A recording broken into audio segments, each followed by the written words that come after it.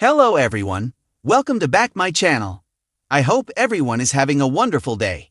Before starting the video, please go ahead and hit the subscribe button. In his room at the Metro Court, Anna accuses Brennan of making the FBI's evidence on Carly disappear. She asks what he wants from Carly. He admits to nothing other than enjoying Carly's company. Anna knows he's working on something. Why else would the WSB open a station here?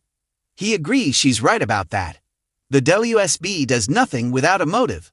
Brennan admits he doesn't know what the WSB's motives are, as he's just a lowly agent now after his demotion and is following their orders.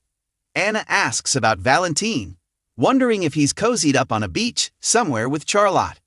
He notes that if Valentine is, it is because someone tipped him off and he could get away. He asks Anna whose side she is on.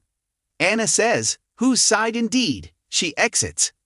In the restaurant, Carly is working with Trish when Scott, Ava, and Kate's walk in to celebrate Ava making bail. Carly confronts them and asks how Ava is not in jail. Ava said she pleaded not guilty and was given bail. Carly can't believe she's here acting like nothing happened. Christina could have died, and Christina's baby did die.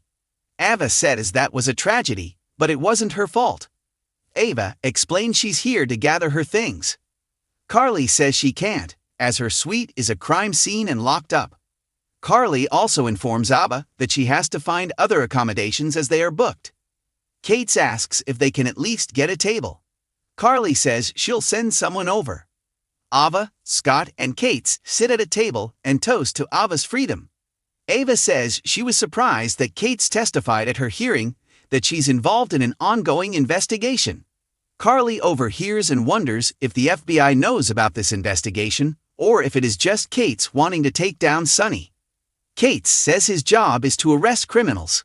Carly says he's pursuing a vendetta and tells Ava that Kate's using her just like he used her and Jason. She tells Kate he doesn't care about justice, the law, or even his son. Kate warns her not to mention his son. She asks where he's been living for the past several months, where his son lives, or where Sonny lives.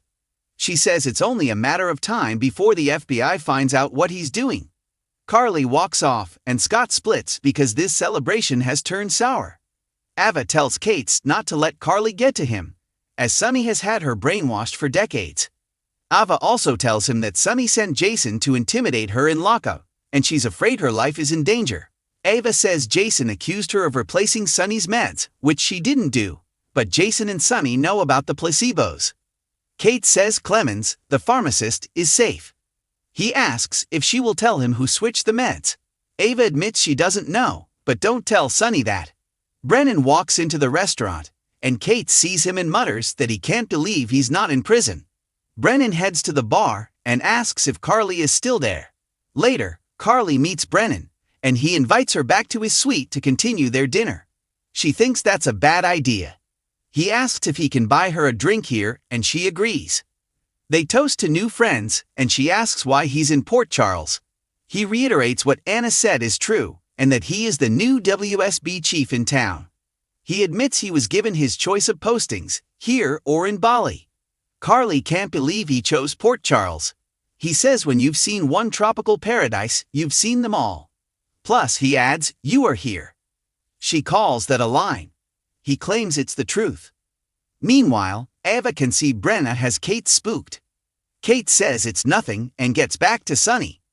He reveals when the time is right, he's going to lead Sonny right to the pharmacist.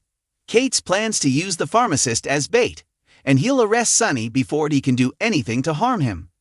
At the Quartermain mansion, Tracy has a tea party with Violet and her stuffed animals. Violet says her tea set is the most beautiful she's ever seen. Tracy reveals it was her mother's. Violet says there are a lot of pictures of her mother around, and she was so pretty. Tracy says she was, and she was very nice and kind. Violet wonders why, then, did she argue with her all the time? Tracy says it's what families do, and as Quartermains, they do it even more than others. Tracy says no argument with her mother lasted long, as everyone loved her and she always got her way. Their discussion turns to animals. Violet doesn't understand why Tracy doesn't like Annabelle either. Tracy rants that the dog is given free rein to run wild in a house full of antiques. Tracy jokes they might as well set an obstacle course up in the front yard. Violet loves the idea and says they should ask Monica. Tracy says no because Monica would probably say yes. Violet says, "It is Monica's house. Alan gave it to her."